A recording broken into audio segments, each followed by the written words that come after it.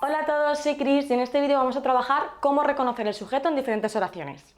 Los errores más frecuentes a la hora de intentar localizar el sujeto consisten en hacer preguntas o averiguar quién realiza la acción. Además, tenemos que tener muy presente, muy en cuenta que el sujeto no tiene por qué aparecer siempre delante del verbo, sino que puede aparecer en medio del predicado o al final de la oración. De modo que la mejor manera para no equivocarnos a la hora de localizar el sujeto consiste en realizar pruebas de concordancia. Para ello, cuando estemos ante una oración, debemos llevar a cabo estos dos sencillos pasos. Primero, subrayamos el verbo. Después, buscamos el sujeto realizando una prueba de concordancia. ¿Qué quiere decir esto?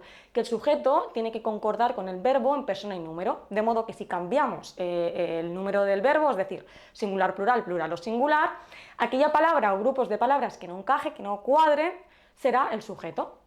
Aunque esto al principio parezca un poco complejo, un poco difícil, vamos a ver unos ejemplos para que lo veáis con claridad. Tenemos la frase, mi hermana estudia medicina. Lo primero que tenemos que hacer es subrayar el verbo, estudia. Vemos que el verbo está en tercera persona del singular,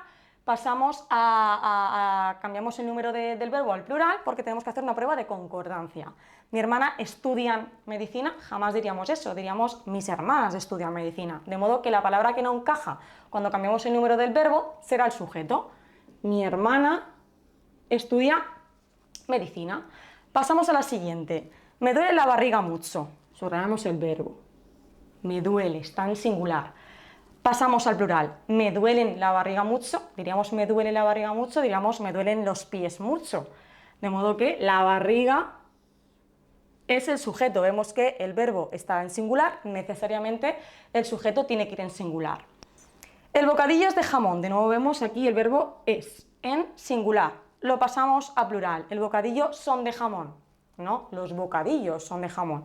Necesitaríamos cambiar el bocadillo para que concordara si estuviera en plural. Le relajan los masajes.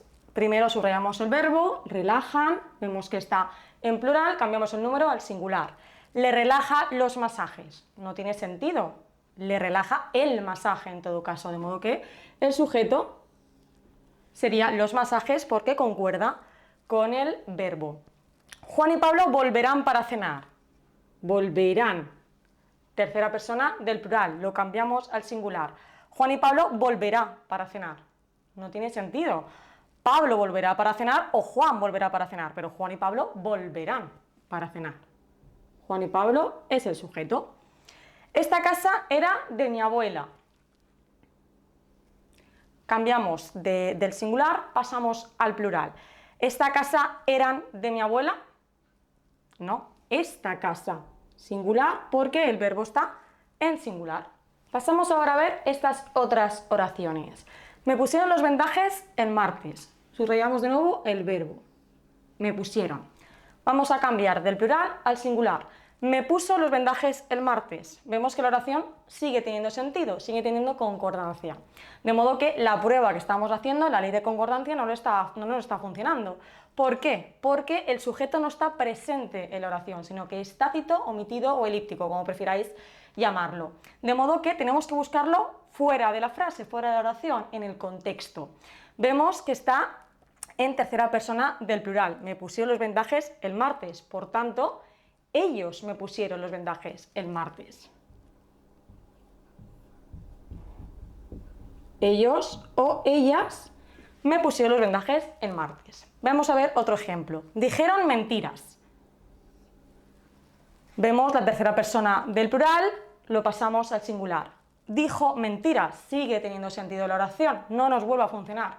La prueba de concordancia lo buscamos en el contexto del sujeto porque no está presente. Dijeron mentiras, de nuevo, ellos o ellas dijeron mentiras.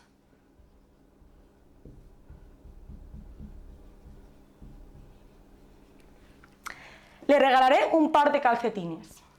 Regalaré, en singular, pasamos al plural. Le regalaremos un par de calcetines. Sigue teniendo sentido la oración, nosotros podríamos decir le regalaremos un par de calcetines. De modo que el sujeto no está presente, lo buscamos fuera. Le regalaré está en la primera persona del singular, de modo que yo le regalaré un par de calcetines. Vemos ahora me pasas la sal. Vemos que está en singular, lo pasamos al plural. ¿Me pasáis la sal? También sigue teniendo sentido, por tanto, el sujeto está cito, está omitido o elíptico. Tú me pasas la sal. Comieron marisco durante horas. Vemos que el verbo está en plural, lo pasamos a singular. Comió marisco durante horas. Sigue teniendo sentido la oración. Lo buscamos en el contexto, lo buscamos fuera de la oración. Sujeto omitido, ellos o ellas comieron marisco durante horas. Esta noche iremos al cine. El verbo de nuevo en plural, lo pasamos al singular. Esta noche iré al cine. Sigue teniendo sentido. Sujeto omitido, esta noche iremos nosotros o nosotras.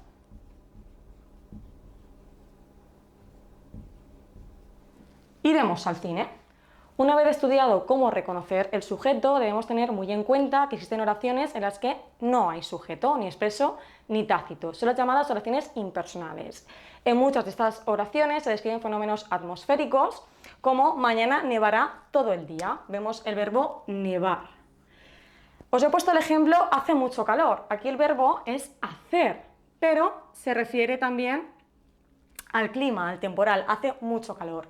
En este tipo de oraciones no podemos emplear la prueba de concordancia, la ley de concordancia que hemos estado estudiando, porque simplemente las oraciones no tienen sujeto. Y hasta aquí el vídeo de hoy, espero que os haya gustado. Nos vemos en el próximo.